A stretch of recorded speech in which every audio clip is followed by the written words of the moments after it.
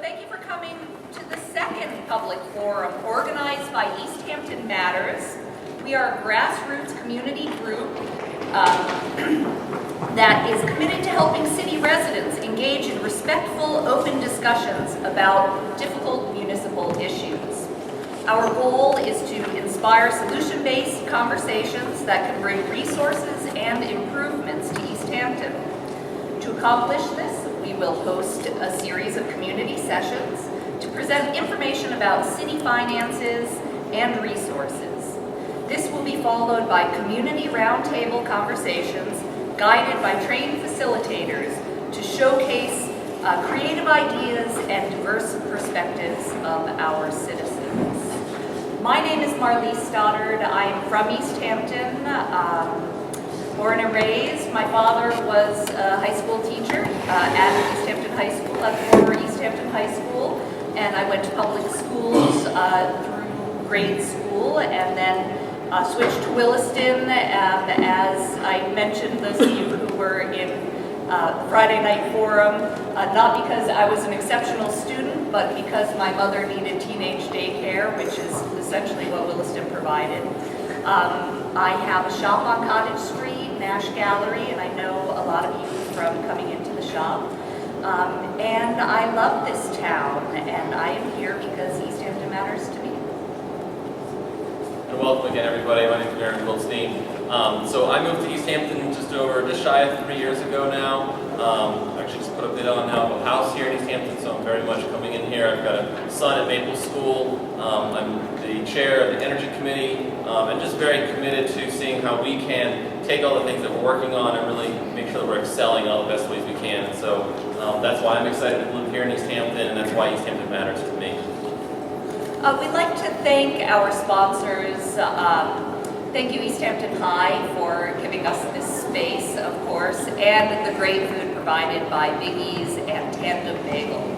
Paul Pereira did an incredible job doing all of our graphic works and designing the beautiful logo. I hope you'll all consider supporting us by buying a $2 Easthampton Matters bumper sticker.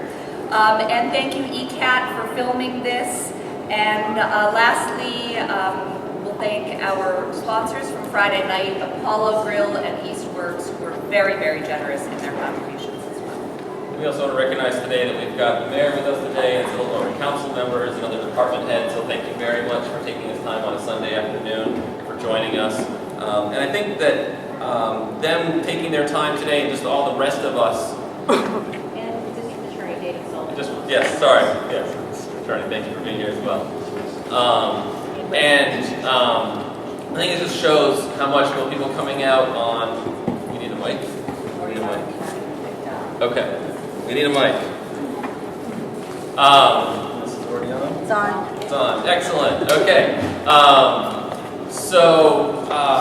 Really, everybody coming out on Friday night, everybody coming out today, this has really been a great showing. People caring about what's happening in our city. We've had some really great successes, obviously, but we also have some challenges, and that's why we're here to sort of talk about both sides of those and help us sort of speak more into the mic. I don't like those, but okay. We really want to recognize both the challenges and the successes we have as a community, and how then we can move those towards developing ideas as citizens about what we can do to be more actively engaged in our community to help us even more move towards a successful city. And so that's the main purpose for being here today, and so thank you very much for being here. One of the things that we want to mention today is that we want to make sure that we have really good civil discourse and sort of very much sort of positive focus on how can we implement actions. It's certainly time to voice our different opinions, and we want to sort of respect each other as well, so that we respect all the different opinions we have here, so we can help move forward as a community. One of the things too that we're going to be talking about a little bit later on is that we're going to be talking about creative solutions, and sometimes those creative solutions can both come in the form of working with one of the boards or committees that's here in our town. We already have a number of different committees here that have vacancies, and so along with some of the different boards that are up there, posters that are up there, there's also a poster with vacancies, so if you're interested in one of those posts, speak with the mayor about that and get involved at that level. Obviously, then we're hoping out of today to develop potentially some different implementation teams or action teams looking at some actions that we as a group can take and move forward. But then also even just personally, there's actions that we can do in our own lives, small, simple steps that we can do to make our city be better. So please also just consider those actions as what you can do individually to make this town that much stronger of a town. And, yeah, the other purpose is We want to have fun. This isn't supposed to be a daunting task. Please make new friends at your tables, enjoy the conversation, enjoy the new ideas and perspectives, and have fun while you're here. Okay, so the next step, just want to let you know a little bit about the schedule of today, just to clarify that. After the introduction, we're going to have our panelists, our department heads come up and give a little bit of a conversation about what they've been doing in their departments, what sort of solutions they've been working on, and different ideas they've been developing to be successful. We're going to have time as well then for people to ask questions, and what we ask to do is just to sort of help sort of clump the different questions together is that we're going to ask you to write down on a sticky note and just sort of end it up, we'll come around and collect it and then bring it up to our moderator who will actually ask the questions. So if we can just do that throughout the panel. And then after the panel, we're going to break into small groups. We're going to talk about some creative solutions that we were interested in sort of implementing. After that, we're going to have a short break and then we will have Kurt Weiss come in and speak about the greater municipal governments in our area, and then after that will be the mayor speaking about what specifically she's been working on in terms of the budget here, and also allow for Q&A time there. And then lastly, what we're going to do is from all of the different creative solutions that have been put up, we've got a bunch of them already put up from Friday night, and what we collected at Cultural Chaos over there on the wall. We're going to collect more creative solutions as part of that first small group. We're going to sort of, a small group of us, we're going to sort of pick out what seems to be the most strongest actions that we want to do, and we're going to come together and create 5 actions we're thinking about implementing that you guys are all suggesting and emphasizing and really wanting to move forward on. So then we'll sort of name those 5, and we'll sort of break out into those groups and talk about what's needed, researching more information, focusing on different tasks that we want to do in that, and how to sort of move those towards action. Because really ultimately we want to come out of here with action and making a change. So that's sort of a little bit of the overview of the day. And so now I want to invite Jen up, as well as our panelists, and we'll move into that next step. Thank you very much for coming today. Hi, I'm Jen Sandler, and I was really excited to be asked to participate in this group in Easthampton Matters, and particularly to moderate this panel. I just moved to Easthampton with my family about here a little over a year ago. We live right down the road on Wilson. And I'm really struck by what it takes to make community work. It's one of I work at Mass. I'm a faculty member in the anthropology department, and I study social change. So it's really great to move to a new community and to try to think through what is this community? How does it function so well and so smoothly? And there's a lot of great changes. There are a lot of great changes going on.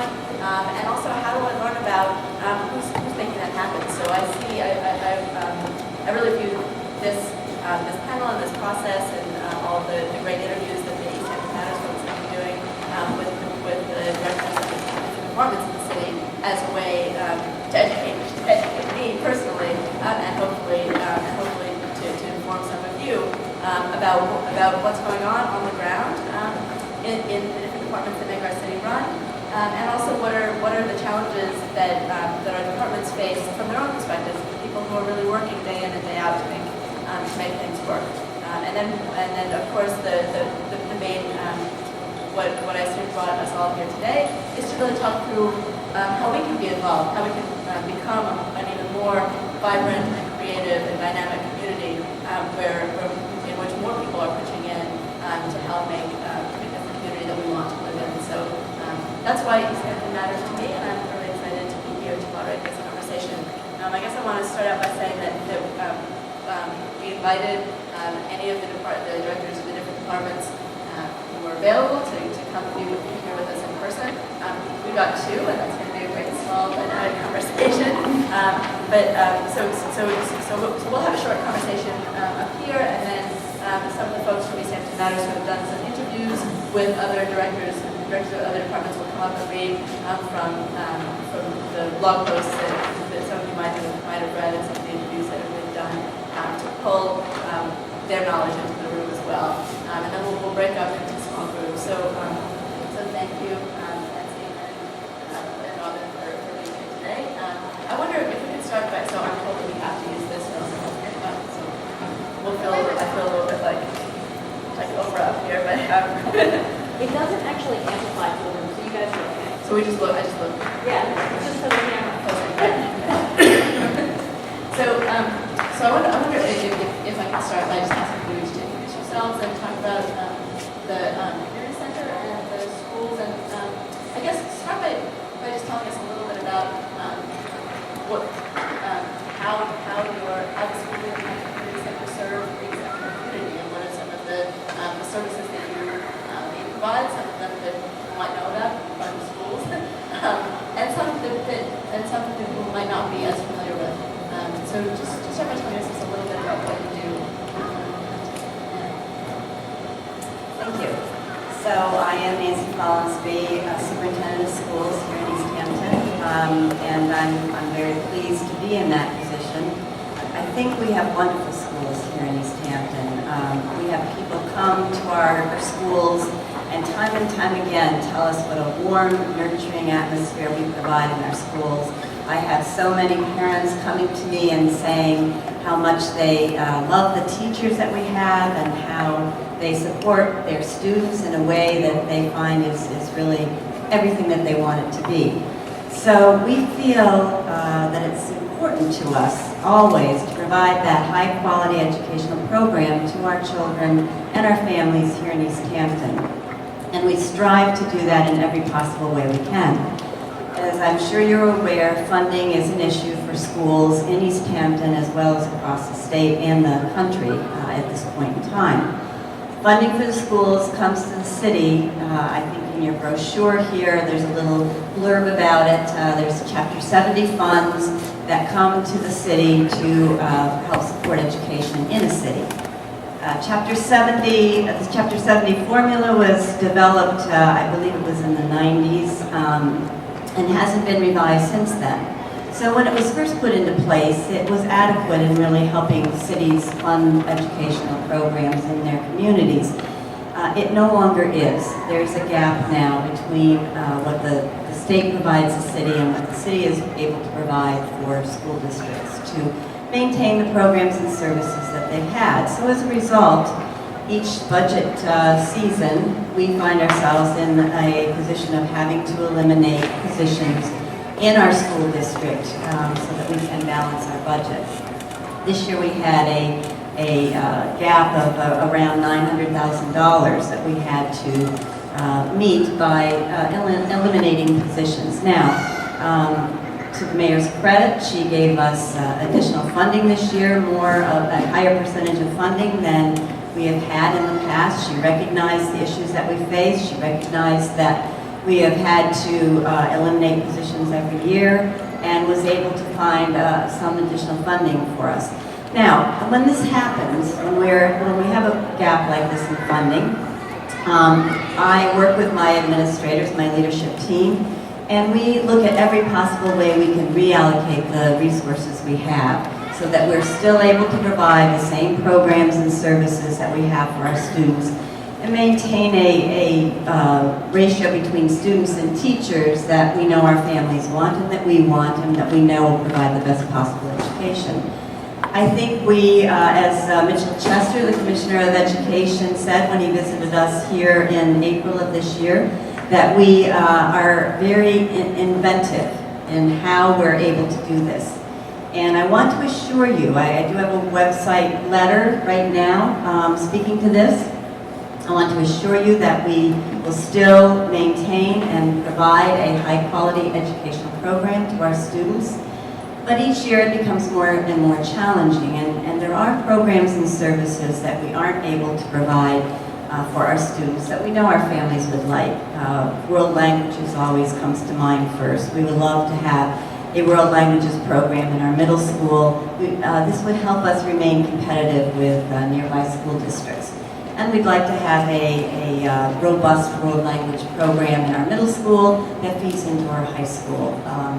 But we do have a very good world languages program in our high school, and we're looking for alternative ways to provide that world language experience to our students in our schools. So it is a challenge, but there is a can-do attitude in Easthampton. There has always been a can-do attitude. We have that here in our school department as well.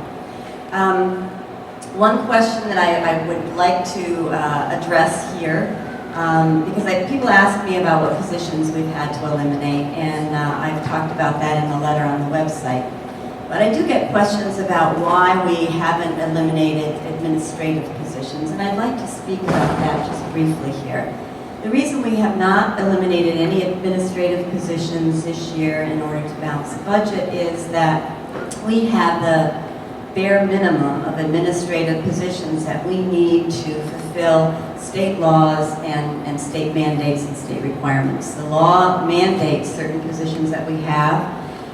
We have a superintendent mandated by law. We have a director of special education mandated by law. And we also have a director of technology. I think you can all understand how we need somebody to help us manage our technology. We have a part-time business management consultant. We have a principal for every building that's also mandated by law. And we have one full-time assistant principal and 2 part-time assistant principals to fulfill the requirements of the educator evaluation system and some of the other state requirements that we are mandated to follow. So that's why we did not eliminate any administrative positions. We do also have a director of curriculum, I should not forget that. Again, we have requirements for professional development, educator evaluation system, and so those are the positions that we do maintain.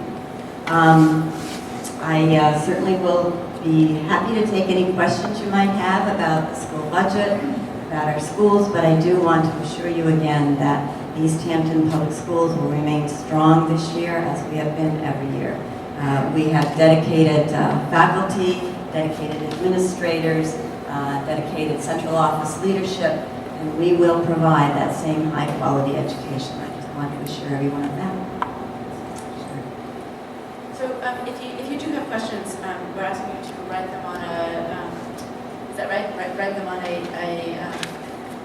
piece of paper that's on your table and give them to, someone will come and collect them. And so there'll be time for a question and answer.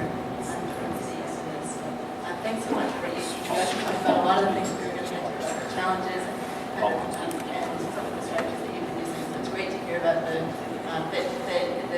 folks within the school district are really working tirelessly on creative solutions and on creative solutions to some of those challenges on your own. And I'd love to hear in a little while about how you think we could get involved in helping think through that and some of those alternative ways of providing some of the services that you're doing. I am Rhonda Bialecki, Director of the Easthampton Community Center. I've been Director for 6 years. Before that, I was on the Board of Directors for 12 years prior to that. So I've been involved in that for a very long time. And as a personal aside, I have to say I have 3 children that went through Easthampton Public Schools, and I am very glad they did. They got a great education. They've all gone to college. I have one daughter working on a doctorate. They were very well set in life. So I appreciate the school system. I actually don't know where to begin to tell you what we do at the center. It is a full-time community center.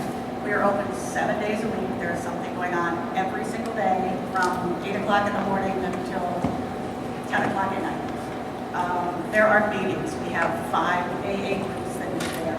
We have painting classes, karate classes, dance classes. We have Zumba. We have hula hooping.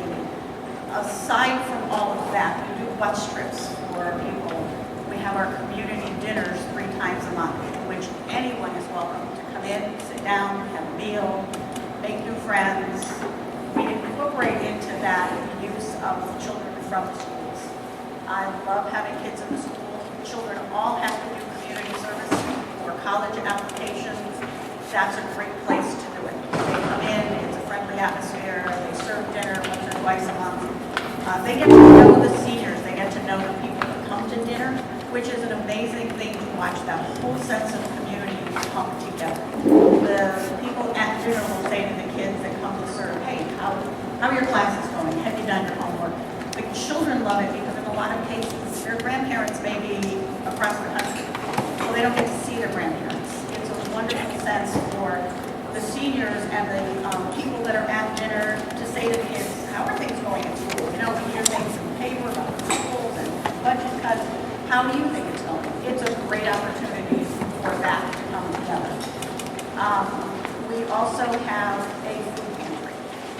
Emergency food pantry. Right now we are servicing 854 families. Every week we generally distribute 5,000 to 6,000 pounds of food a week, which is an amazing undertaking. And I will tell you that sometimes you lift too much. But it is a big task to feed that many people. And we couldn't do it without funding from the city that we get to keep our programs alive. I am the only employee at the community center. Everyone else that works there is so that alone is an undertaking just to keep everybody on track and where they need to be. We do rely heavily on the school children. We have many organizations in town, Knights of Columbus, who come and help us serve dinner. Helping Hand Society helps us serve dinner, and they will help us with funding as well if we run short in the food pantry. But you can imagine what feeding 800 families costs. And we are a member of the Food Bank of Western Mass, where we are able to purchase food at a very discounted price. We also distribute USDA food, and that is free of cost.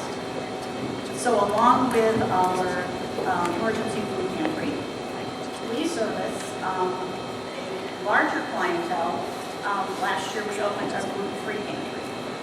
We are the only gluten-free pantry in all of Western Mass. So we do have families from Springfield, Holyoke, Chicopee, that need specialty foods. They are all recommended by doctors. We have doctors' notes on everybody that they do indeed need this food because it is very expensive food and sometimes we have a hard time getting it out. We also have a program in the summertime for children that are on free and reduced lunches at school. During the summer, they don't have those programs, so we provide them with lunch and breakfast and lunch for a week. They come in every week, get a bag of food that is kid-friendly food. It does not require being cooked on a stove in case they're home alone, and it does happen. And that lasts for the summer. They come in every week to obtain food. In the fall, they all go back to school with a backpack, fully loaded if their family wants it, if they want it. Last year, we gave out over 800 fully loaded backpacks for the school systems. And aside from that, there's just a lot of other meetings that go on. But like I said, it is operational because I think it's people. Where are you located? Pardon? Where are you located? 12 Clark Street. Thank you, that's great. One of the things that really struck me in reading the interview with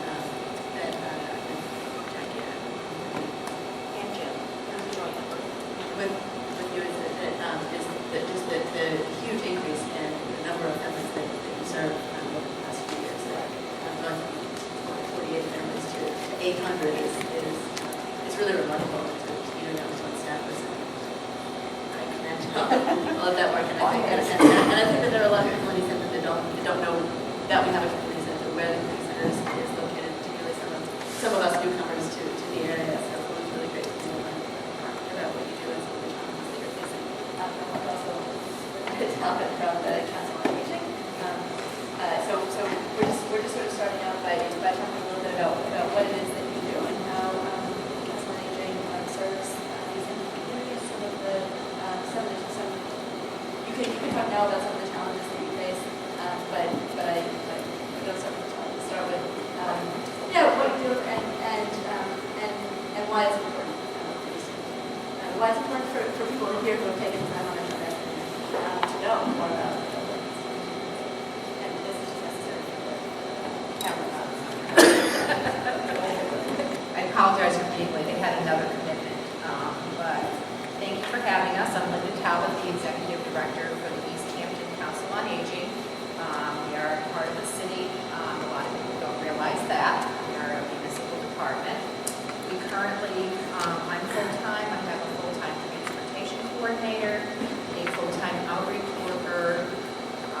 serve most of the staff. We have an 18-hour-a-week outreach worker also that's covered through the city.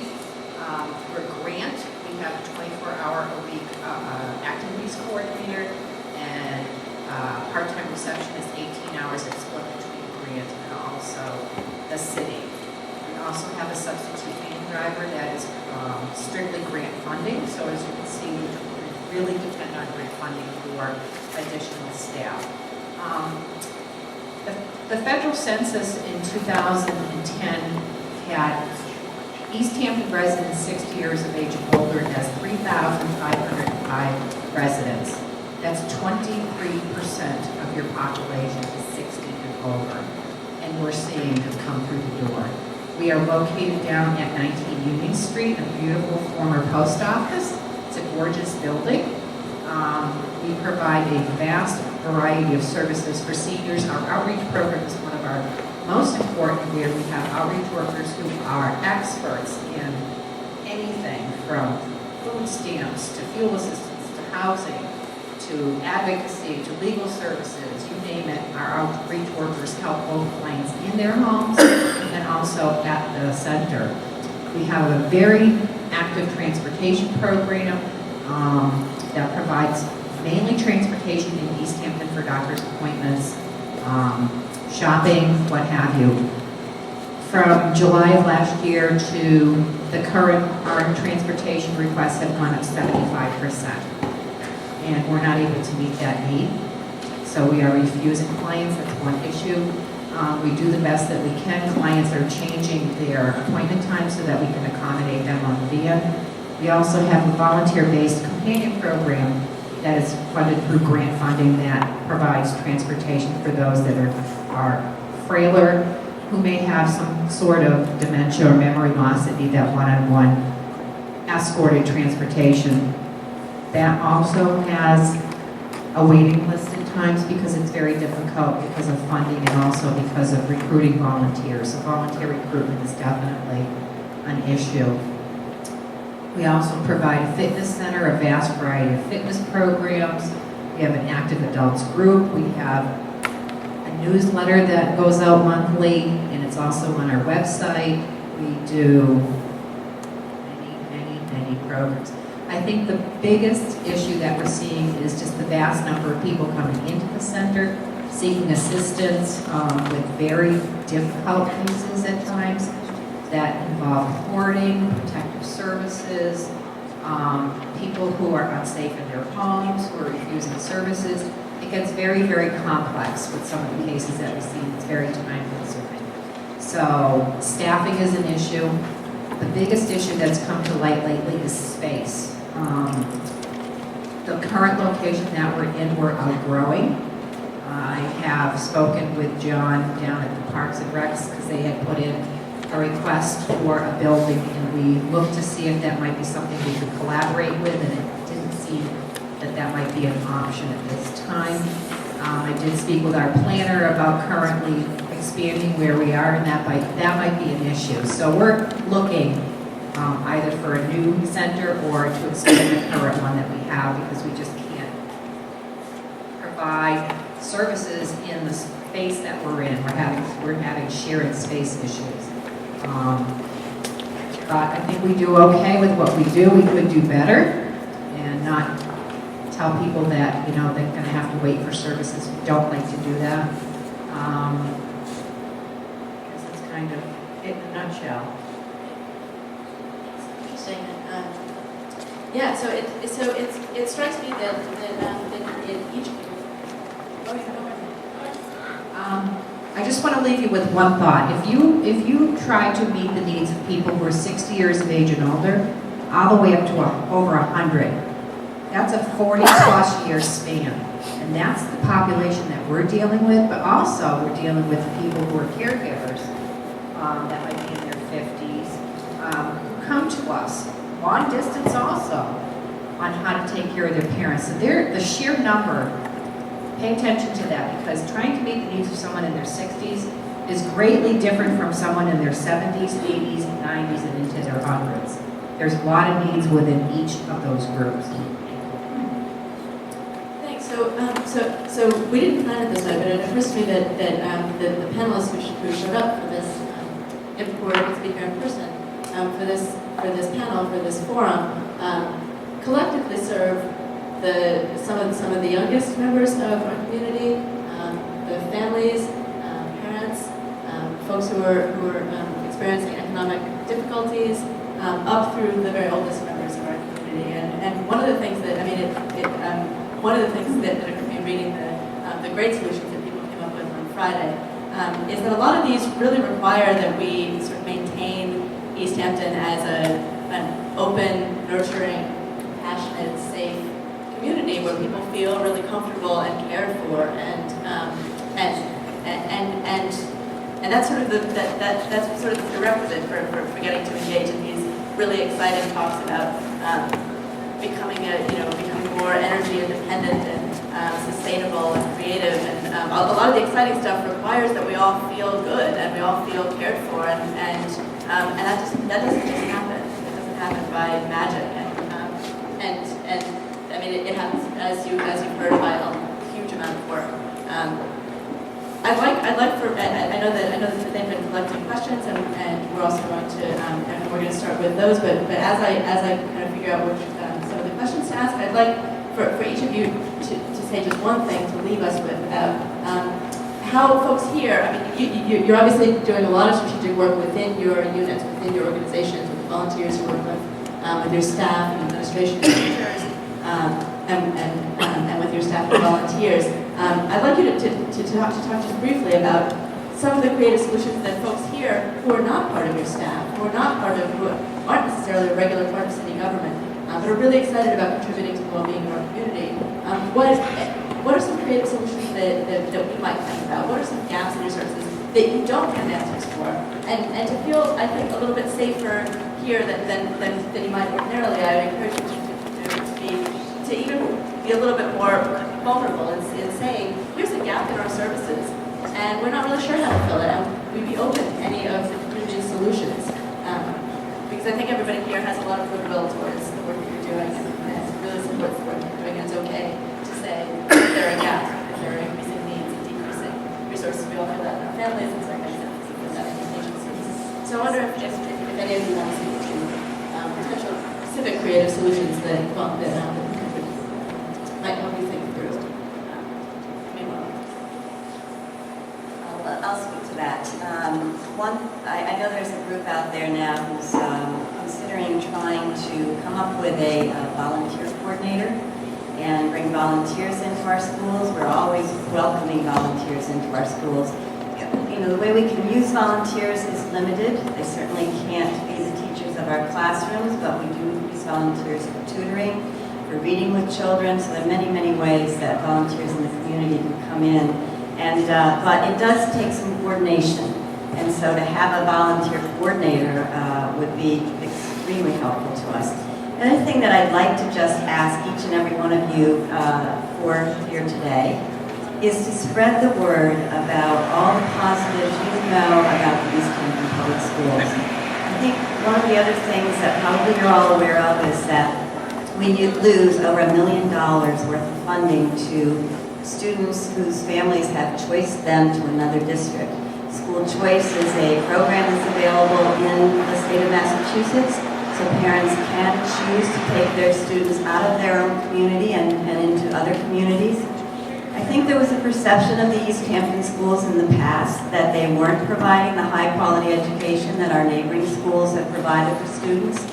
That really is a myth, and we provide equal programs, and we provide a nurturing community that I think is that there is not a par to what we can provide here in Easthampton. So I would ask each and every one of you to, every opportunity you get, share what you find are the positives about the Easthampton Public Schools, because that, the word of mouth, sharing of those thoughts and your experiences are what will change the perception of our schools and help us turn around this school choice issue that we face and the funding that leaves our district because of it.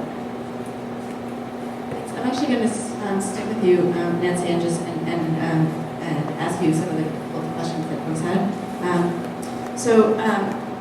there's a vast renewed interest in volunteerism in the schools. So wondering what can, and also importantly, what can't volunteers do to help? Well, as I mentioned a minute ago, we can always use volunteers to do tutoring.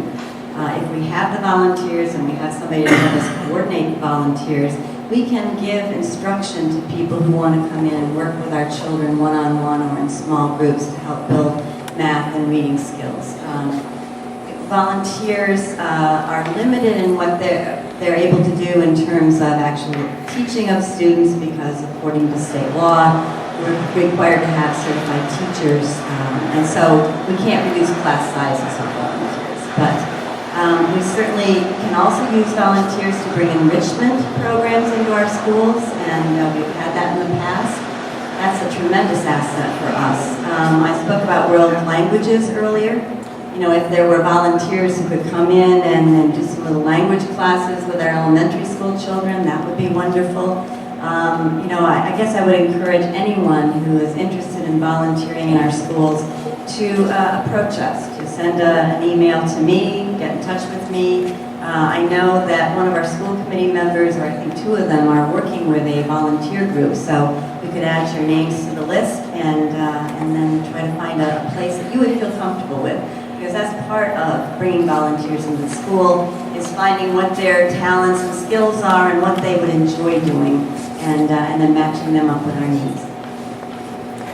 And I have sort of a bridging question. One of the possibilities for creative solutions is, of course, bridging some of the resources that we have, some of the needs that we have in order to create cross-agency collaboration, which it seems like is already going on. So related to that, one of the questions was whether it would be possible to implement a graduation requirement of volunteering or community service for high school students, which would help to provide much needed additional volunteers for council aging and community center, whether it's a possibility.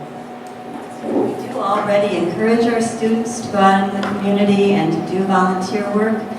If you have a need for our students to be volunteers in any aspect of the community, I would encourage you to get in touch primarily with the high school principal and the middle school principal and let your needs be known. And then we certainly would welcome working with you to provide services by our students in the community.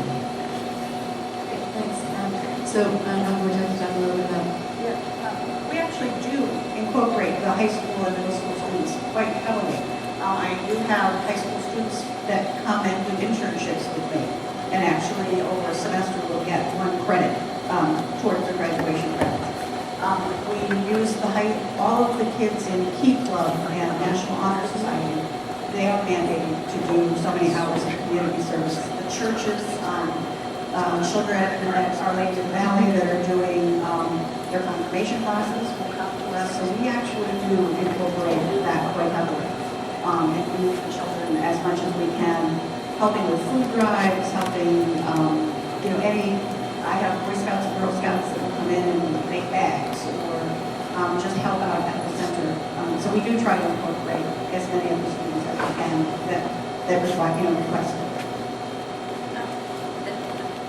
The question for you, Robin, is actually really general, which is just how can the community best support the center? People really hear that you're doing a lot of really important work with a very small single-person staff and a lot of volunteers. What do you need from the community? One of the things that we need always, it is our mission. We know that there are people that we're not servicing. We wish we could. And sometimes it's just that they don't know we're there. And I shout it from the rooftops. I mean, we really have gone from 47 families 7 years ago and to 854 because I have a very large mouth and I tell people this is what we're doing. Come and see us if you need help. But it is hard to ask for help. It is extremely difficult to make the first step for a family. Come in and say, my wife lost her job, I lost my job, we just need help.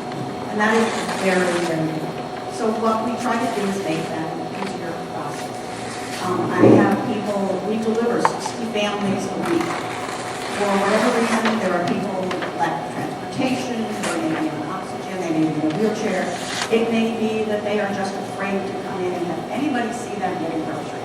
They get their bags delivered.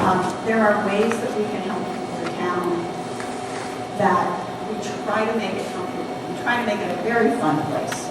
Our community dinners, we celebrate. Every holiday is to celebrate. We love to party. And if you come in for St. Patrick's Day and expect corned beef, you are not getting in unless you have something green on. Absolutely. But we do. We try to make it a fun place. We try to make it so that people tell me all the time that my office is messy. It is. But people are comfortable coming there. So yeah, I have piles of things on my office desk that I get to eventually. But it is comfortable, and I want people to know that they're always welcome to my office. They can call me, they can email me. Everything is held confidential. What is said in my office goes no further. It is a difficult thing to ask for help. And from the community, if you know somebody who needs help, I'm more than willing to go knocking at somebody's door and going, hey, somebody thinks you could need help. This is what we do. I also have a huge resource through United Way, through the Mass 211 line, all of the other agencies that we deal with. We can help people. We can point them towards housing opportunities. We have a coordinator that comes in and does mass health applications, SNAP applications are huge for food stamps.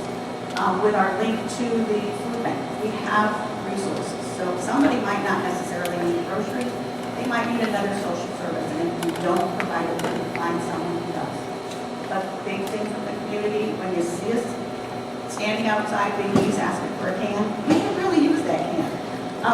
It's not the large donations always. It's sometimes just a couple extra cans. When they're on sale, buy one, get two free, I'll take one of the free ones. I have no problem with that. And it doesn't matter that it's not a bag of cans. Every can counts. I had a group of kindergarten children this week that came in, and one of the kids said, wow, this place is so cool, there's hundreds of cans. I said, yes, but we distribute thousands of cans every week. So 800 cans of tuna fish looks like a lot, that's gone in 2 weeks. And in 2 weeks, we have to replenish that supply. So 1 or 2 cans of tuna fish, a couple of jars of peanut butter, it's all critical, it truly is. Those of you that have gardens, going to have extra squash, we all know we plant too much.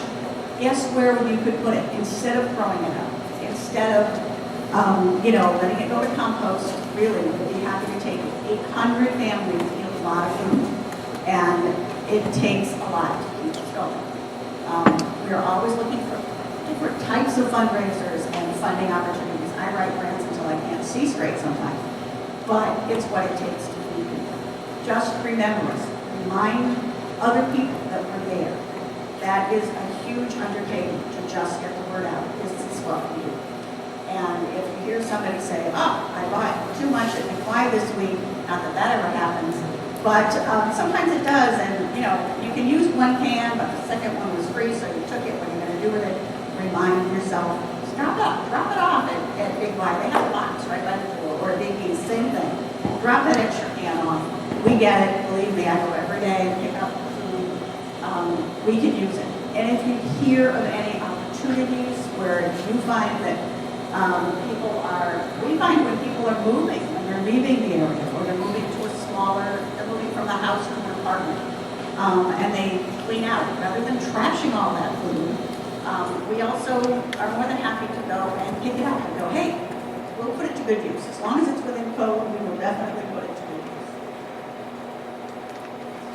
Great. Okay, so Linda, I have sort of the opposite question for you, which is how are seniors involved with the schools and other city programs as volunteers? How do seniors contribute to the community?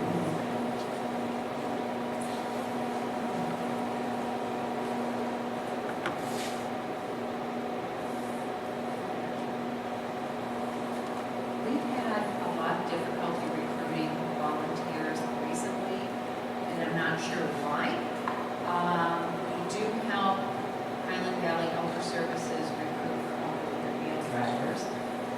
In the past, we've had a couple of gentlemen from World War II come in to do the history, some history classes. More so lately in the past, we participated in, I think we were the only council on aging to assist with the Atlantic Egg Rearing Project. with U.S. Fish and Wildlife, and I believe it was, I'm sure if it was the high school or the middle school, but the school had to come over and take temperatures, and a group of us went down to the Manhan River and released 198 tiny little fries into the Manhan River. Recently, I would have to say we really have not done much in the community per se that comes to mind, and I'm not sure why. Probably time. I think time is an issue, and recruiting within has kind of been our priority. Oh, can I mention? Yeah, I'll mention that. Sorry about that. Thank you for reminding me. Yes, that was very important. We recently, I think a couple weeks ago, collaborated with Maple Street School, it's a Sunday. We had an animal anti-bully program at the center. We had 80 students from Maple Street School come over to the center, and we had 12, I think the word senior, participants, our clients. They had 11 different animals, and what it was an anti-bully program, and every student got to touch. They had a wallaby, a bush baby, crocodiles, snakes, you name it, and the kids were ecstatic. It was unbelievable. It was a great intergenerational program. And we have had other intergenerational programs. We had an astronomer from Amherst College come over with his inflatable sky, and the students would crawl into this igloo-like structure and learned about the stars and the planets. So we have done. So thank you for reminding me, Nancy. That was very important. Yes. You also sent us chaperones, which I can use in 1 year. Oh, okay. Thank you. See how we forget. Thank you. And the proms. The what? The proms. Oh, yes. We had The senior proms. Yes. So thank you all again for coming to our Easthampton Matters Forum. I love the energy in this room. It's really fantastic. I love that everyone's been so respectful, even when they don't agree with somebody, sitting at their table having a conversation. I really love the way that this has all turned out and how the community's been involved. It's really amazing. I'm here, actually, I'm Jackie Russo-Pereira. I'm one of the folks who organize these events, and I live in town. I love Easthampton. I've been here 11 years. I have kids in the schools. I'm active on a couple of committees. The Housing Partnership is one of them, and I'm on the Democratic Party in the city. So that's we're all supposed to say how we are involved in Easthampton up here. So that's my involvement. I just love that when I drive home from UMass, I can see the mountain, and then I just relax. Who's with me on that one, right? It's fantastic. So we have a great community. Wonderful people live here. We invited Kurt Wise to come talk to us today. He's from the Mass Budget and Policy Center, also known as Mass Budget. They do all kinds of stuff on statewide budgeting. He's going to talk to us about how that affects things that happen at the municipal level. Kurt is a guy he's local. The Mass Budget is in Boston, but he lives in Amherst. He's a UMass Amherst alum, so he's from around here. And I'm going to just turn it over to you to talk. But know that if you're interested in hearing more about what Mass Budget does, on the sign-in table where you all came in, there's a way that you can give them your contact information. If you're interested in hearing more about what they do, or having them perhaps there come to your community to do a presentation. Okay, thanks, Kurt. Great, thank you, Jackie. So I'm Kurt Wise. I am with the Massachusetts Budget and Policy Center. We are a small, nonpartisan nonprofit in Boston that looks at statewide tax and budget issues, particularly as they affect low and moderate income people in the state. I specialize in tax policy. I know a little bit about some spending or appropriations areas. And again, we look at the state level, so we look at different areas of state level spending, but and those certainly impact local budgets, as many of you know, but I would probably not be the person to ask very specific questions regarding local finances. Jackie mentioned that we have an email list where you can be alerted to reports and fact sheets that are coming out, events that we might be co-hosting about different policy issues. So we'd love to have you on our list, and I'm going to hand that sheet out now if you feel like signing up. Please put your name down, and we'll add you to that list. So as Jackie mentioned, we're going to be looking at state tax issues this afternoon.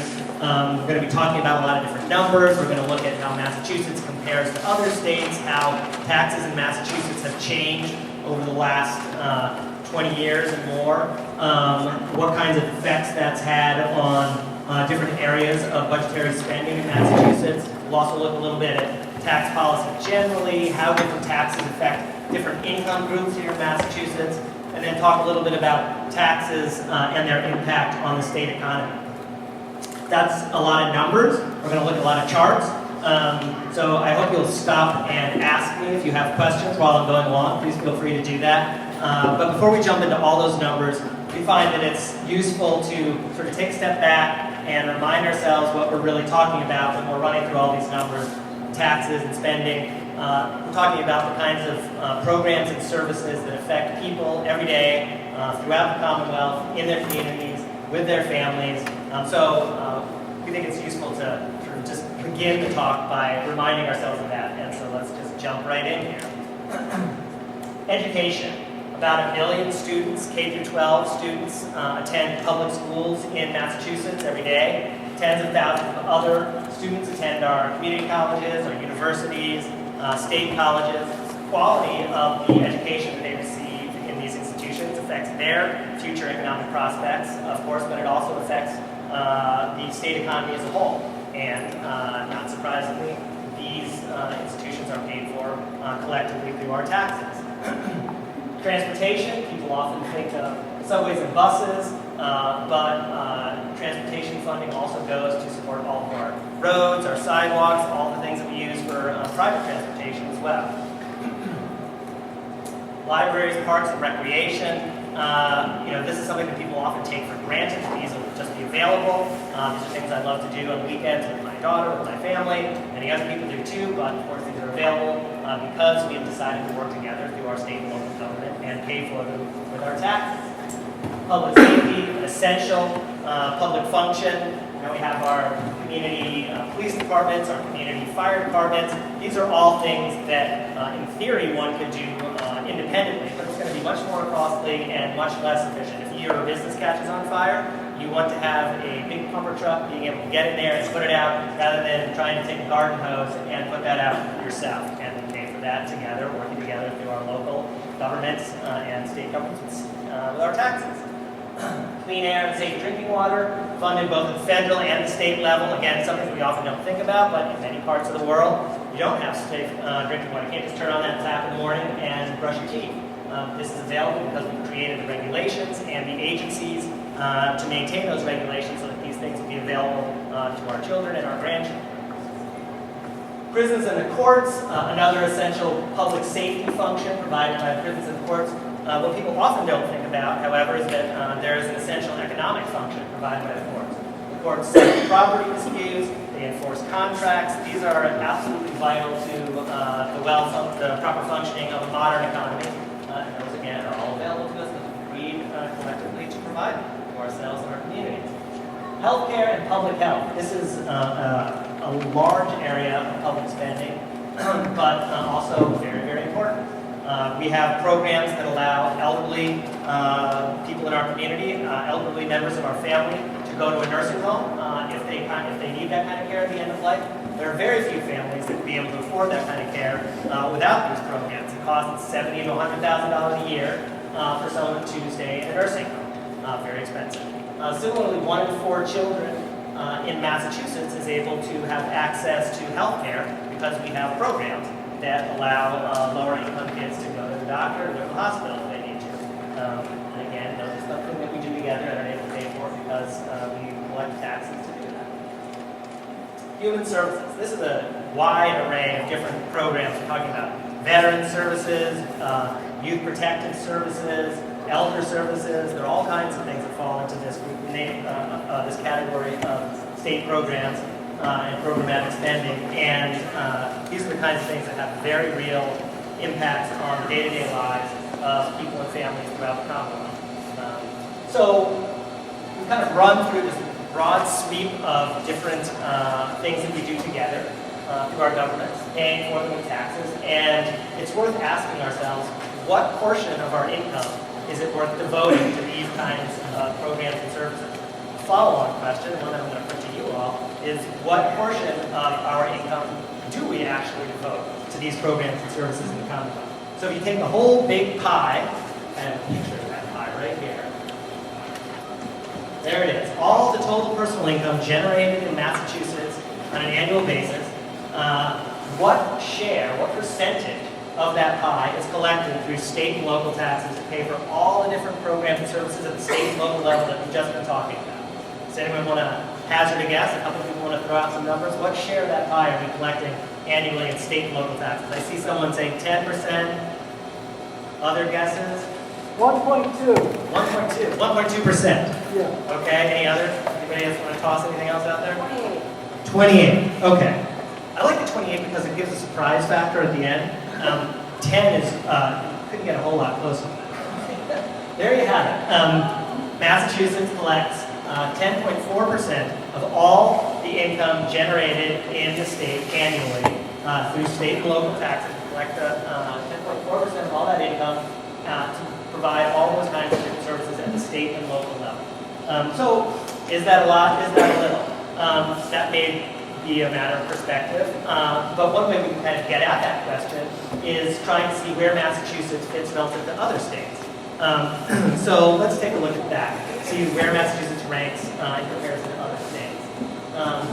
So Massachusetts, as you can see, is in the middle of the pack, lower than the national average. Oh yeah, there's my little pointer. So we're a little bit lower than the U.S. average as a whole, and right in the middle of the pack.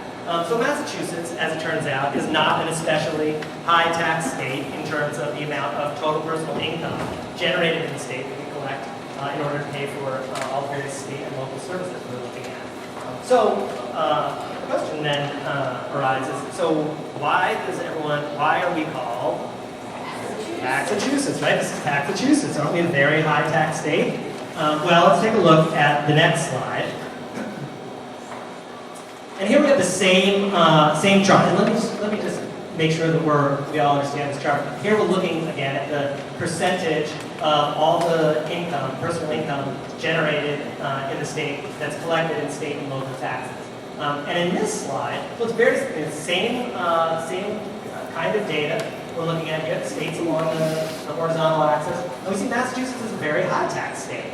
Much higher than the U.S. average and third in the nation. So how can these both be true? How is it that, the last slide we were looking at, we were middle level tax state. Here, we're pretty clear that we're Massachusetts here. Guesses? How can both these things be true? Yeah. Nope, it's the same data set, same set of taxes. Sales tax. No, it's all the same set of taxes. Yep, those are good guesses, but You go back, yeah. I'm not understanding where that 58 number. So here we're looking at Massachusetts collecting 10.4% of all the personal income in the state, in state and local taxes. That's what we collect in state and local taxes as a share of personal income. And then here we say, well, but why does this show us at almost 14%? Well, it'll all come. I'm sorry, what's that? Higher income. Change in income is interesting. But here, let me just toss this up there. That may solve the mystery here. So this is 35 years ago. 35 years ago, we were collecting a much larger share of all the personal income generated in the state than we do today. And that's when we got this title Massachusetts, and it stuck with us. So we can still think of us as Massachusetts, but in fact, we're a very moderate state in terms of taxation. Massachusetts, and you can see that in this next slide, throw that up there. Massachusetts has cut taxes as a share of personal income more than almost any other state in the country over the last 35 years. South Dakota cut slightly more. But we cut a quarter, 25% off the amount of personal income collected in state and local taxes in Massachusetts. We've made a lot of tax policy choices over the last 35 years. We've instituted Prop 2.5, limiting property tax growth in the state.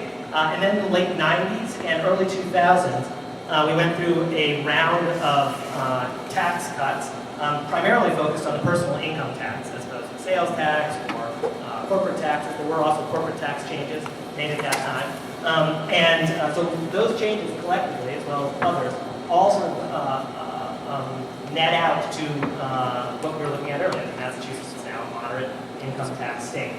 So now we've been talking about state and local taxes combined. And we've been talking about the last 35 years or so. I want to turn now to just state level taxes and look at the last 15 years or so. And we're going to talk more about those personal income tax changes that I was just referring to. So let's take a look at that now. So, back in the late 80s through the late 90s, Massachusetts, at the state level, collected a little more than 6%, about 6.3% of all the personal income in the state in state taxes.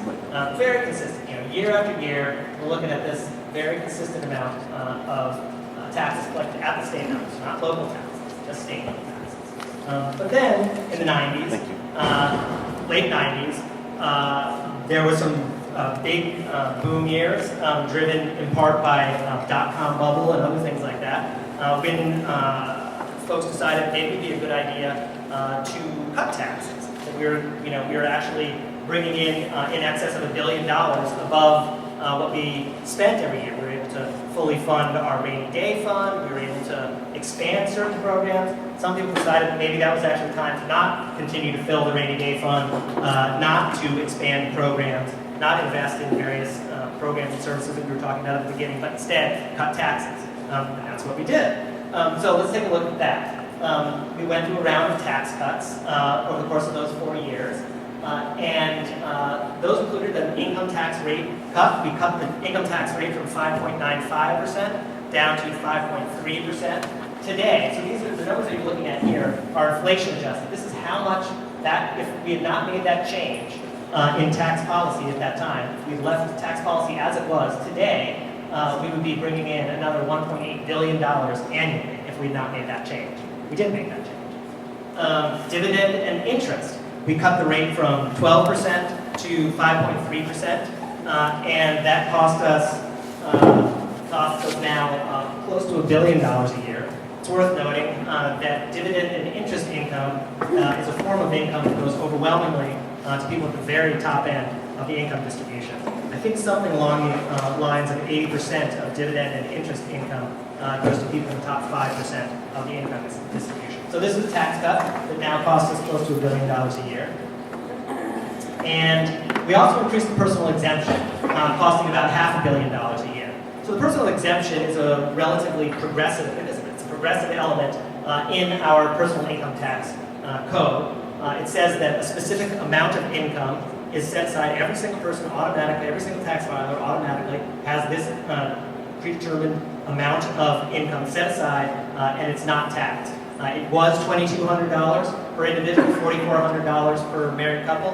Those were doubled to $4,400 for an individual and $8,800 for a married couple. That means that if you're a married couple and you have an income of, say, $40,000, $8,800 is taken right off the top of that and it's not taxed.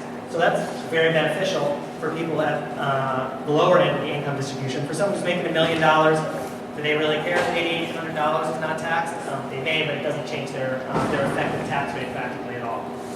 So this was a progressive element, progressive change in our tax structure, but still, collectively, let's see, we total that up here. Upwards of $3 billion a year.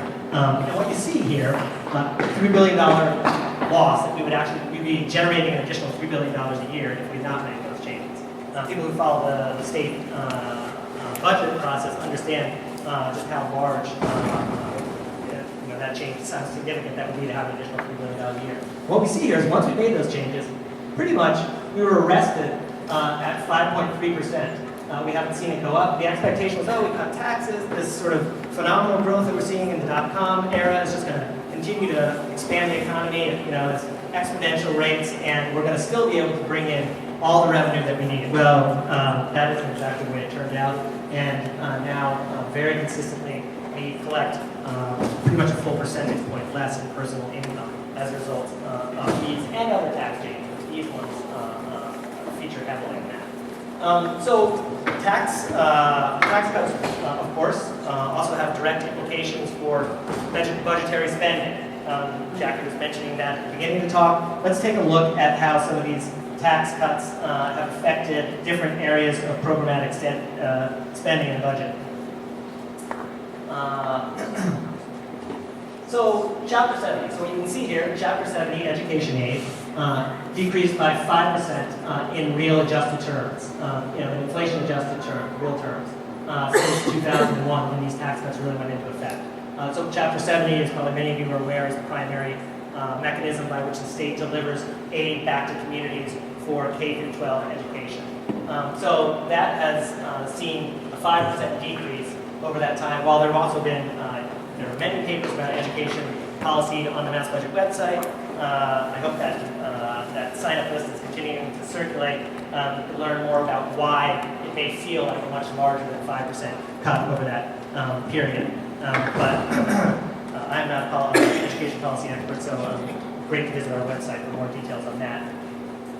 Here we have local aid, the other primary mechanism by which aid is delivered back from the state to the local level. And this is for things like police departments, roads, public libraries, fire departments, non-K-12 type spending. This has seen 46% decrease, so a very large cut in local aid, state local aid distributions to local communities. And that has a lot to do with override requirements, cuts, various cuts at the local level, communities trying to make up for that loss, but that's a very, very substantial loss for communities.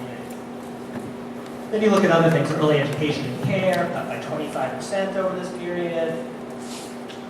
Higher education, that plays a big role here in the Valley, cut by over 20%. These are real terms, this is real purchasing power. You can purchase 20% less now than you would have been able to purchase, whatever it was, 15 years ago. Real cuts. Public health, cut by 22% over that period. Mental health, cut by 13%, maybe our last one. Nope, environment and rec, cut by a third over that period. So very, very substantial cuts across the board here. So I'm going to turn from that conversation now and look a little more broadly at tax systems in general. Jackie, how much more time do we have? We have until, We have 10 or 15 minutes, something like that? no, Okay. 15 is fine. 15 is fine? Okay. There are four basic criteria which you should keep in mind when you're thinking about tax systems. They're pretty straightforward, really, when you get right down to it. A tax system should be adequate. It should raise an adequate amount of revenue to pay for the kinds of programs and services that people in the community are interested in having and providing together, working together through their state and local governments and paying for them with taxes, paying for those services, programs and services with taxes. It should be stable. That means the tax system as a whole, which is built up from a whole variety of different taxes, sales taxes, property taxes, income taxes. The system as a whole should deliver a fairly stable, consistent, predictable amount of revenue every year. Not every single element of the tax system needs to be stable. So, for example, capital gains taxes, a state level income tax, is quite erratic. In boom years, it can collect a very large amount in capital gains taxes. In bust years, very little. That doesn't mean we shouldn't have a capital gains tax. It simply means that has to be sort of factored into the total system so that when we design the system, it's delivering a stable and predictable amount of revenue year after year. It should be simple and efficient, which just means that it shouldn't be very hard to collect the taxes. A lot of resources should not be spent, a lot of effort should not be spent in collecting the taxes that are necessary to pay for all this stuff we actually want to do with taxes. And finally, it should be fair. And we're going to talk a little bit more about what that means. This, of course, is a somewhat more complicated idea. Different people have different concepts of fair. Some people think and argue that a fair system is one in which people with less resources are asked to pay a smaller share of their income toward the general goods or the general accounts in taxes. while people with slightly more income should pay slightly more. Some people argue that a fair system instead is one in which everyone should just pay the same flat rate. You know, if you make $30,000 a year, you should pay 5% of that. If you make $1 million a year, you should pay 5% of that. That's fair. So that's an idea that's discussed and argued very regularly. Something that, a position that is rarely argued in these debates is that a fair system is one in which people with much higher incomes should pay a smaller share of their income toward taxes, while people with less income should pay more of that income, a larger share of that income in taxes. That generally is not a position that is taken. So let's take a look at various elements of the Massachusetts tax system. And let's just take a quick look at this chart so we all understand what we're looking at. Again, we're looking here at percent of personal income collected in the given tax, in this case in sales taxes, the most recent data available for this 2012. Then we have the full spectrum of incomes in Massachusetts chopped up into fifths. So we have people in the lowest fifth, in the middle fifth. People here you can see are making less than $21,000 a year. People in the middle are making having incomes in this range, 43 to 70, 69,000. And then the top, here's the top 20%. That's further broken out into the top 1% of folks in the income distribution, next 4%, and next 15%. Again, you can see what the income ranges are for these ones. So what we see here is the sales tax is very regressive. People at the low end of the income distribution are paying a substantially larger share of their household income toward sales taxes than are people at the upper end of the income distribution.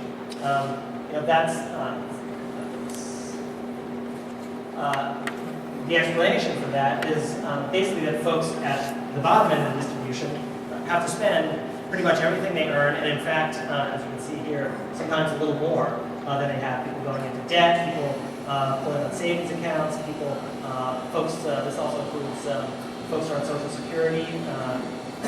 So people are spending pretty much everything they make, and so all of that income is potentially subject to tax, the sales tax, because they're spending it, they're buying it.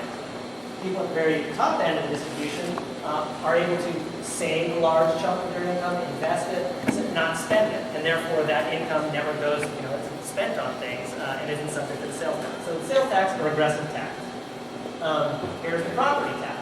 Again, same basic idea. We have personal income collected and paid in property taxes. Here are the various income groupings. And you see that folks at the bottom are paying substantially more than people at the top. Property tax is a regressive tax, another major component of the total state and local tax system in Massachusetts. And then we have income tax. And here you can see that the pattern is quite different. We have folks down at the bottom paying a much smaller share of their total income than folks at the top. So this is called progressive tax. It's the one major element of our total state and local tax system in Massachusetts that is progressive. So when people talk about reforming the tax system in such a way as to collect more net revenue and doing that in a progressive manner, there's often a focus on the income tax. The income tax is the one major progressive element of our tax system. If you collect more through the income tax, you collect that tax automatically in a progressive manner. Now that's not to say that you can't make the income tax still more progressive than it is. In Massachusetts, there are constitutional limitations that prevent certain kinds of changes, but nevertheless, there are other things that can be done. So these are the three large components of the state and local tax system. And when we put them all together, combine them all together, we can see in this next slide what the impact of the overall state and local tax system is in Massachusetts. And what you see here is that it is progressive. Folks at the lower end and middle of the income distribution pay close to 10% of their total household income towards state and local taxes. Folks at the very top end, it kind of drops off here at the top. The very top are, this is 6.5%, something like that.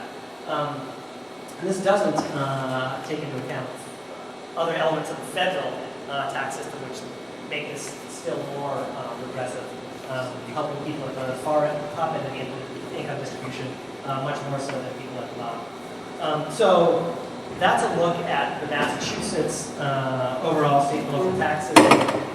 Very quickly finish off. Do I have 5 more minutes? 5, great, okay. We'll take a quick look at the impact of taxes on the state economy. People often say, okay, well, cut taxes, there have been cuts to programs and services, but if what you're saying is that we can reverse that, we can raise taxes, well, isn't that going to tank the economy? Isn't that bad for the economy? Well, let's take a look at that idea that state and local tax levels have a significant impact on state economies. So here we have a chart that shows median hourly wages. So we're sort of saying this is a proxy for the strength of an economy. Good state economy is one that delivers high wages to the people who are working in that economy. That's a good measure of whether an economy is functioning well for the people in that economy. And here you have state and local tax, that same measure we've been talking about all along. How much of all the personal income in the state is collected in state and local taxes? So let's take a look at how that impacts, how these two go together. And what we see is that the states, which have a whole range of different levels of state and local tax collection, are all over the map. There's no real clear trend line in here. If it were the case that higher state taxes led to lower wages, you would see a trend line here, arcing down this way. We don't see that, right? This is just all over the map. There's no clear relationship between the level of state taxes, state and local taxes, and how strong a state's economy is. And that's demonstrated again and again in the literature when you look at that. But you could say, okay, well, the states are very different. How is it possible that anything is going to correlate well across 50 very different states? What would do that? Well, let's take a look at that question. And here you have the same idea, median hourly wages, strength of the economy. And here you have percentage of the workforce with a bachelor's degree along the bottom. And what you see here is a very tight trend line. The states are very closely clustered around this trend line. Those states that have invested in their educational institutions and have developed very strong education levels within their workforce show clearly higher median wages. So it is the case that there are things that we know you can do to develop a state's economy. And those are not necessarily, and in fact, very likely are not cutting taxes, but instead making investments in key areas of public spending. So I think I don't want to take up too much more time. I'll leave it at that and then open it up for any questions that you might have. Thanks very much. It looks like there's someone right back there. Yeah, you're talking about wages, hourly wages. What about people who are not on the wage system? Okay. They're getting some other form of salary. Is that factored in at all here? Yeah, that's imputed.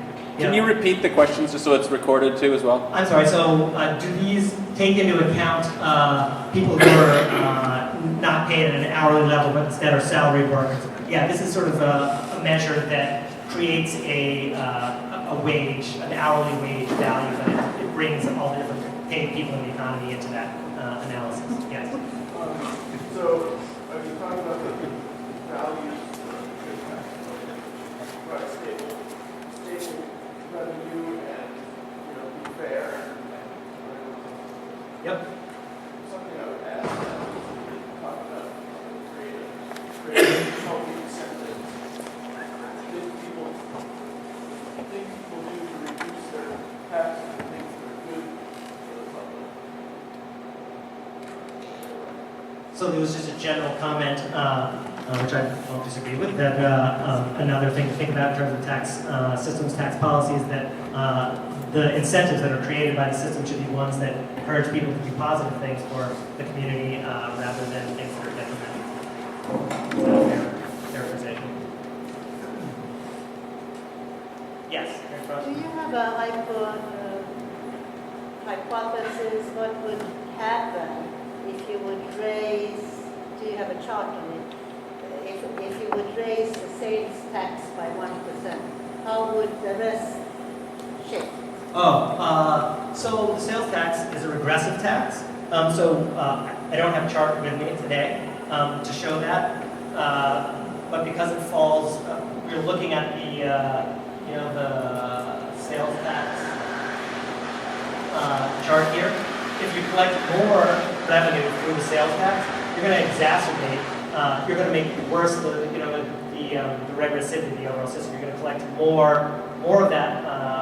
It's going to fall more heavily on folks with lower income than on folks with higher income. So it's going to, that's not to say that it's worth thinking about. When you think about things like that, you have to think about the potential payoff, which is the ability to invest in a whole variety of other things that could be very good for people. But that particular tax is one that would end up falling more heavily on lower Well, income. then, may I ask luxury tax? Another interesting idea, one that's people talk about. That would affect the other area. Yep. If you're able to design it properly, you could. That's right. Jackie, do you feel like we're running out of time? The battery on Aaron's laptop just died. Oh, so we have time. Your slideshow's Oh, that's up. We have time for one more question. Oh, Is there okay. one more burning question? Is there anyone who has asked a question really wants to? Yes. I'm curious, as you were showing the years and the policy changes and I would have really liked to have seen who was the governor and what was the makeup of the legislature and percentages at the time. Because I feel like that's the information that people on the ground, those two things really go together, don't they? Well, the legislature almost certainly was still overwhelmingly Democratic at that time. That 98, 2000, we've had a lot of Republican governors. I will say that we tend to try and avoid some of the more political aspects of that and simply present information. So it may not be something we add to the chart, but it could well be part of the analysis that you would want to do. Right, and it also, it's part of the data.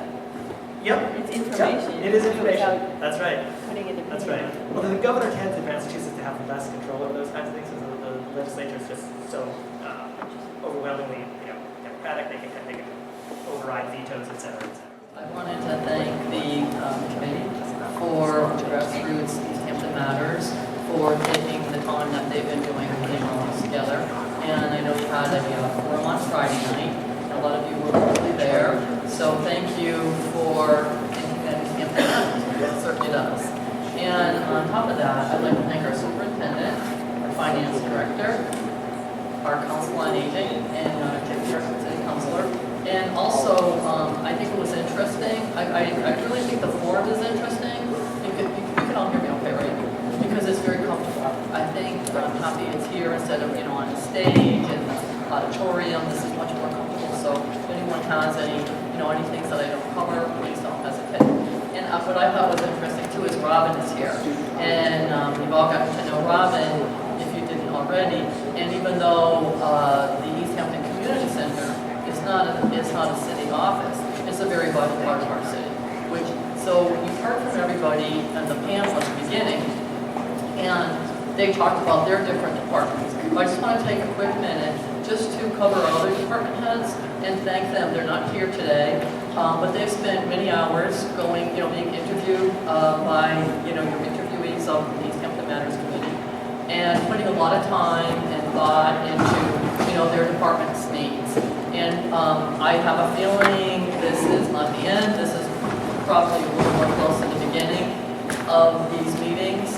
So we're talking about maybe, during the week at night. Most of our department heads meet every night of the week, or many nights of the week, as do we all. So maybe Sunday afternoon is probably just not the easiest time to get them. And plus, we're all finally enjoying some nice weather. So each department was talking, and I think the very first thing that came into my mind is, they talk about their department. Well, my job as mayor is all the departments, and all the departments means the entire community. So anything that goes on in this community does matter. And, we're concerned, we know our budgets have been very tight, and they've been very tight since about 2008. So this isn't new to anybody. It's not just unique to Easthampton, and it's not just unique to the state. And as for the presentation by Kurt just a little while earlier, you could see when local aid drops down like that over many years, that is where we get a lot of our funding. So when we have local aid hit our budget, maybe receive less than we've received in the late 90s, you can see why our budgets get very, very tight. And how do we raise money? How does the city raise money? Local receipts, and that's things that you would automatically think of. You think of your excise tax, truck vehicle excise tax, permitting fees, all types of things like that, licensing. That's how we raise money. And our hands are really tied as far as, the taxes. So real estate taxes were tied to 2.5%, and, that's been many years. And you're well aware of the overrides we have had, debt exclusions, which are sitting in one of them. So this is something that our community is very, very, very proud of. And the other thing that I have done, I think most of you know that I've only been in office since January 2nd, but I've worked for the city for 20 years. So I'm new as an elected official, but I'm not new as a municipal employee. And I lived here for 35 years, and I don't think anybody here in the last 15 years would not notice the unbelievable change in our community, especially in our downtown. Now, just last week was cultural chaos, which chaos it's a great fun word, but it was not chaotic at all. It was probably the most well-organized tune festival of family fun for everybody. So there are so many things going on in this community. And, as far as addressing our tight budgets, we do it all the time. I've established, as soon as I came into office, a great working relationship with Nancy, our school superintendent, and all our department heads. And we constantly work together. And I think sometimes we're a little afraid of misconceptions. We save everywhere we can. There isn't anything we don't look at. Like, we're limited to how we can raise money and the funding that comes in. But we do not stop at any type of savings we can. We go over these budgets with a fine-tooth comb. And I think the city, and we also have a really great work relationship with our city council. Now that's very, very important. To constantly communicate and have open meetings, and what I've established, and I think we're all enjoying them, is at least once a month, all our department heads come into a meeting with me. And I think the real reason for that is anything that happens in the city, it might start off in the mayor's office or end up in the mayor's office, but every other department doesn't see it. So Linda, she runs her council on aging and the senior center. She knows every aspect of it. But does she know what's happening in the city planner's office? Does the city planner know what's happening in the tax collector's office? So it's very important. I think communication is the number one thing. So, when we're here today thinking, what can we do? How can we help? The number one is to communicate. And it was really actually, I think it was a pleasant surprise. A lot of the suggestions when we were taking a break and I was looking on the board, a lot of those are things that we're already doing, we're already talking about. So it's just a matter of, communicating so we all know what's happening. And if you have any questions, anytime, I am 100% accessible. I have always been, and I will be. We try to have it, like here, how comfortable it is, that's how it is in our city offices. If you need information, you just pop in. But, go to the right office. If you don't know where you want to go, I've always been the go-to person. So contact me, call me. If it's not my office that will rectify the situation or provide with the answer, I'll tell you who it is. So that you don't have to go run around or get miscommunication or not correct answers to your, if you hear something and it doesn't make sense, call us. Because a lot of times, we can clear things up right away. I also want to take, a moment to talk about, we're talking about communication and the volunteering. That was loud and clear. There isn't anyone that doesn't need the volunteers. We've been actually advertising on our city council meetings. And the one thing I did, I've been, like I said before, I've been an employee for 20 years, but I've been here for 35. And the first thing I did in my community to learn about your community is to volunteer in it, to get involved. And that's how you find out about it. We have lots of boards and committees that need volunteers, but there's all different ways. Like, I had volunteered with the Council on Aging in the senior program. And then I volunteer at the community center I'm also on the Helping Hand Committee, and we do a meal, one of the meals once a month at the community center. Another thing that Nancy's administration has established, this is very, very important. It's, we're trying to keep the positive attitude. We talked earlier about how tight that school choice is when students choice out. It's a parent's right, but the state mandates it, it's a law, but they don't support it. It comes out of our, out of our city dollars. So one of the things, and that's actually meeting really recent, very soon, Nancy, June 30th, the school outreach advisory committee. And, I've been trying to attend those meetings too. And what it is to promote the good things that are happening. It's one of those things, it's like, and I hate to use this example, but it's like the Gazette. If something bad's happening, you're going to see it. But if there's something good happening, it's really a lot of times hard to get the public recognition for it. And that is exactly what that committee is, to promote our schools, to promote what's going on, all the good things, all the awards the students are receiving, and the good things they're doing. The SAD committee, when the commissioner comes out, there's so many impressive things. And as far as, the school's reconstruction, we've put in an SOI for each one of the schools, correct? Whether they be the suggestion from the state may be a new school or renovations. And I saw some of the things on there about Whitewood Middle School and, making it more efficient. Well, these are other things that we're working on. When I say we do not stop trying to save funds, that's a grant we're working on, and Marin has been very instrumental on that grant for Whitebrook, and that's from the DOER, which we're hoping to hear soon on. And that's to start getting some efficiency into some of the buildings that are not. But we've been doing this for many years. I think all of you know about our solar program. Now, I just met with the Commissioner Cash from DEP yesterday. If that was yesterday? No, it's Friday. It's hard to remember what day.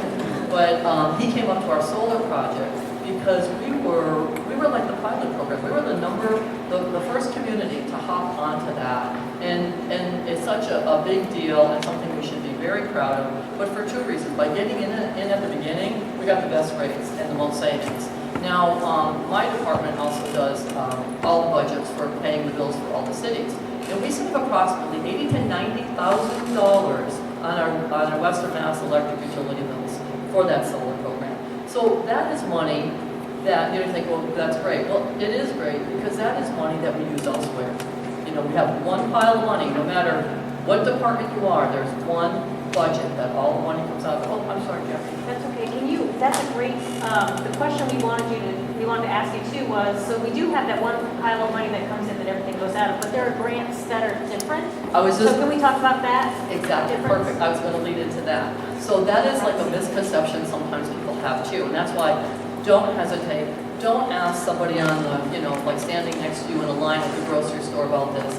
Call our office or the grants department, or again, if you don't know where to call us. But sometimes people think, well, geez, why are you, building a boardwalk when we need our roads fixed? It's a completely separate pool of money. First of all, these are grants, and you either,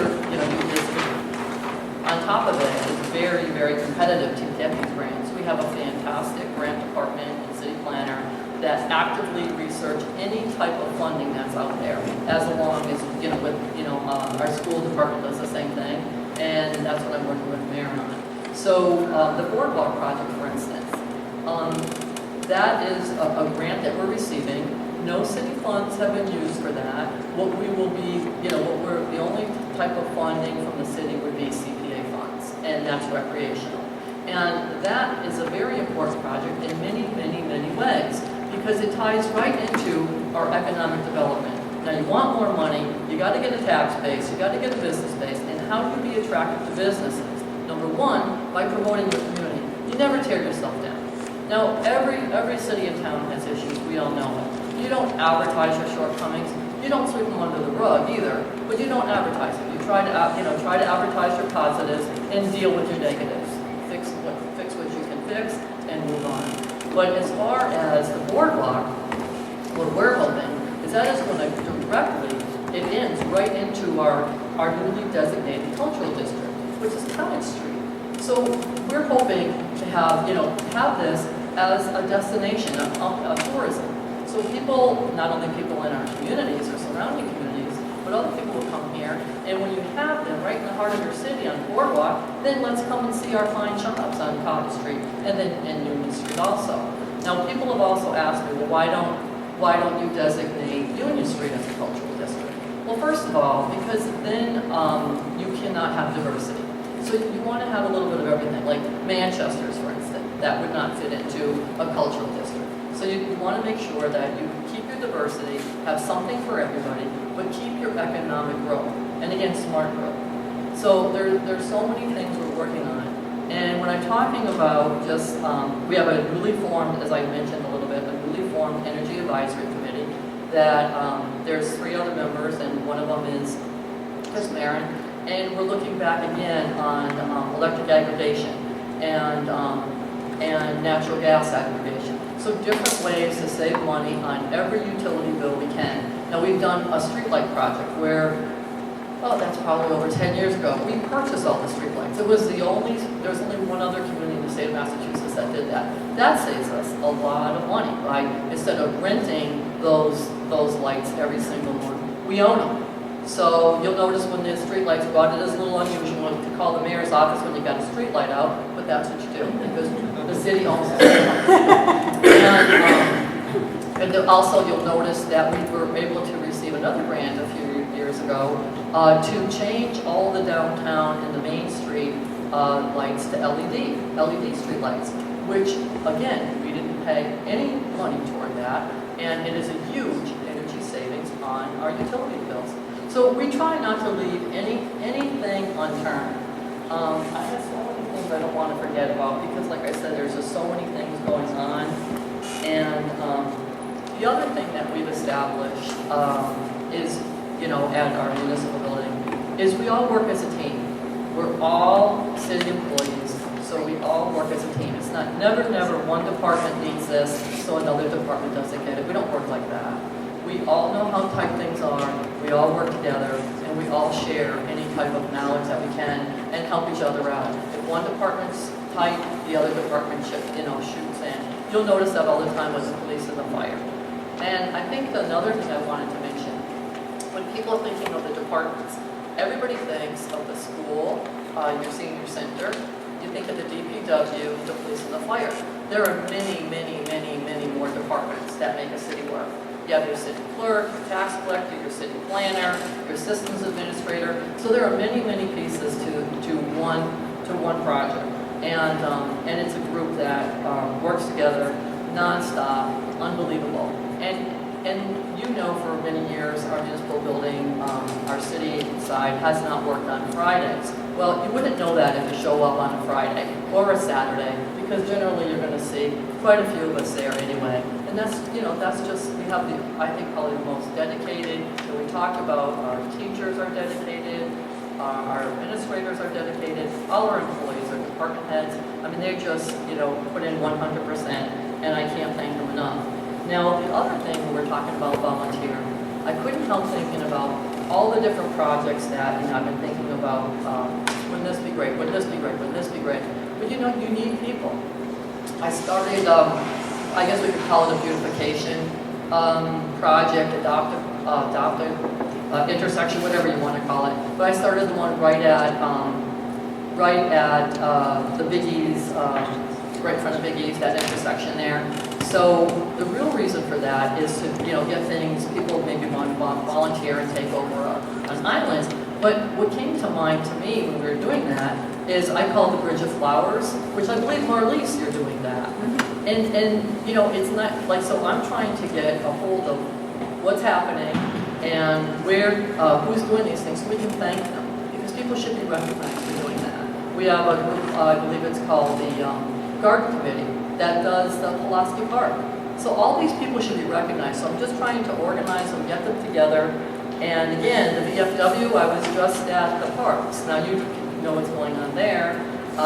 We're having ball fields, and the VFW just donated a new kitchen. They completely rehabbed Pavilion 1. So I mean, I could go on and on, but I don't want to. I don't want to, I don't want to. I don't want to keep you any longer than you need to be here.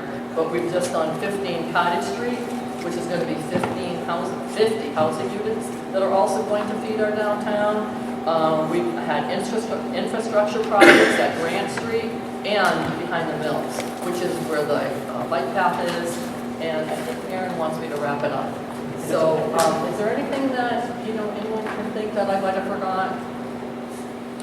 Anything in particular? I think, I didn't see any questions. By the way, this is our budget. There you go. And it's available. It's available always in the library, the city clerk's office, my office. The summary is online. We also have a new mayor's Facebook page. And I could use volunteers for that. So we need volunteers for just about anything.